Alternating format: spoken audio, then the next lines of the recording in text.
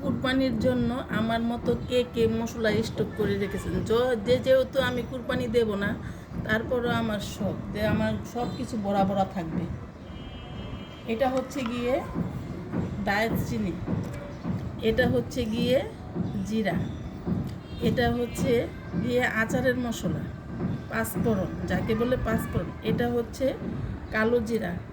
আমার ছেলে ঠান্ডা লাগলে আমরা এগুলি কালো জিরা চাপায় চাপায় খাই। এগুলো হচ্ছে এলাচিও আমরা ঠান্ডার জন্য চাপিয়ে খাই, আর মাংসর জন্য এটা। আর এটা হচ্ছে গোলমরিচ আর লবঙ্গ একসাথে। যেহেতু আমি কুরবানি দেব না, তারপরেও আমি মশলা স্টক করে রাখি।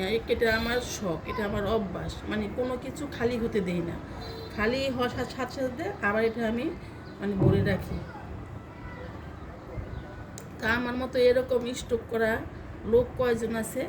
সবাই আমার ভিডিওতে কমেন্ট করবেন আর আমার পেজটি সাবস্ক্রাইব করে দিবেন। আল্লাহ হাফেজ।